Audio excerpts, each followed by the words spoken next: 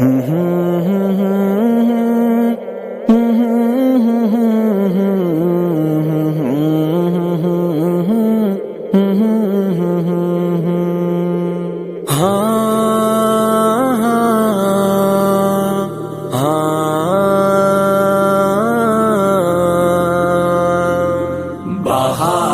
تازہ کب آئے گی تو خزاں کا موسم گزر چکا ہے، میرا کلام اب دعا کی صورت ہر ایک زبان سے نکل رہا ہے، بڑی یہ مایوسی کی فضا۔ السلام علیکم ورحمۃ اللہ تعالیٰ وبرکاتہ۔ حضرات، ان قریب رمضان المبارک کا ایک پاکیزہ مہینہ ہمارے اور آپ کے درمیان آنے والا ہے۔ بہت ہی پیارا رحمتوں بھرا مہینہ ہے۔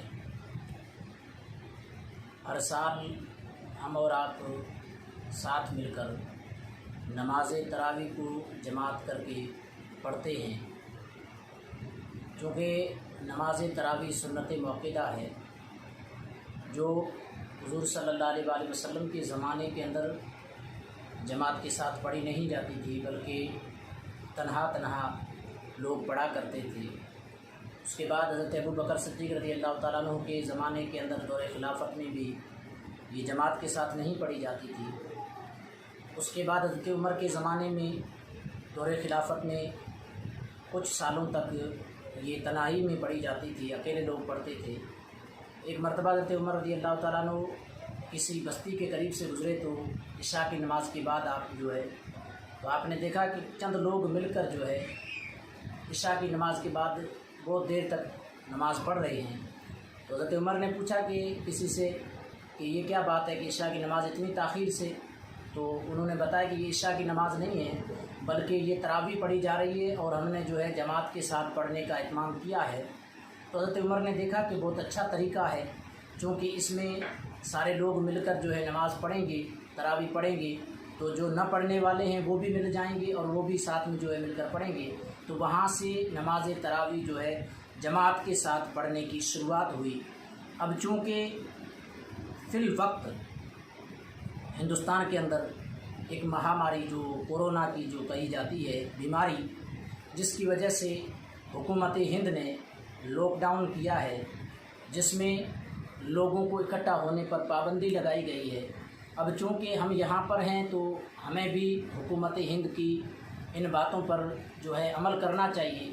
اس لیے میری تمام حضرات سے گزارش ہے کہ آپ حضرات اپنے گھروں کے اندر رہیں، مسجد کے اندر نہ آئیں، بلکہ اپنے گھروں کے اندر رہ کر آپ اکیلے ہیں تو اکیلے پڑھیں۔ اگر گھر کے اندر کوئی آپ کے ساتھ میں کوئی آپ کا بچہ یا آپ کا پڑوسی اگر کوئی ہے جس کو تراویح کی نماز پڑھانی آتی ہے یا 2-3 صورتیں یاد ہیں، تو اگر 1-2-3-4 جانے مل کر اگر جماعت کر کے اپنے گھر کے اندر پڑھ سکتے ہیں، لیکن مسجد کے اندر زیادہ بھیڑ نہ کریں۔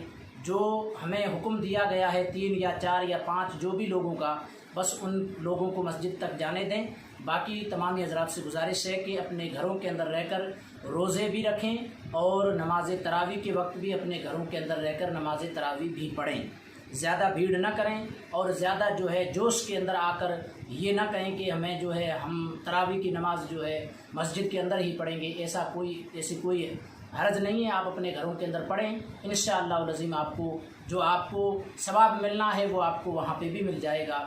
اب چونکہ ہم ہندوستان کے اندر ہیں تو ہندوستان کی حکومت نے ہمیں کام کرنے کا کہا ہے، تو ہمارا بھی ایک فریضہ بنتا ہے کہ ہم بھی حکومت ہند کے ساتھ کاندھے سے کاندھا ملا کر اس لاک ڈاؤن کے اوپر عمل کریں، تاکہ کسی کو تکلیف نہ ہو، کسی کو پریشانی نہ ہو، پرشاسن کو پریشانی نہ ہو، اور کل کے دن کوئی انگلی اٹھا کر یہ نہ کہے کہ مسلم قوم نے یہ کر دیا یا وہ کر دیا۔ اس لیے میری آپ تمام حضرات سے گزارش ہے کہ آپ اپنے گھروں کے اندر رہ کر نماز تراویح پڑھیں، باقی نماز بھی اپنے گھروں کے اندر پڑھیں، اور 2-3-4 جانوں کو اجازت ملی ہوئی ہے وہ مسجد کے اندر جا کر باقی نماز بھی پڑھیں اور تراویح کی نماز بھی اپنے اماموں کے پیچھے پڑھیں۔ السلام علیکم ورحمۃ اللہ۔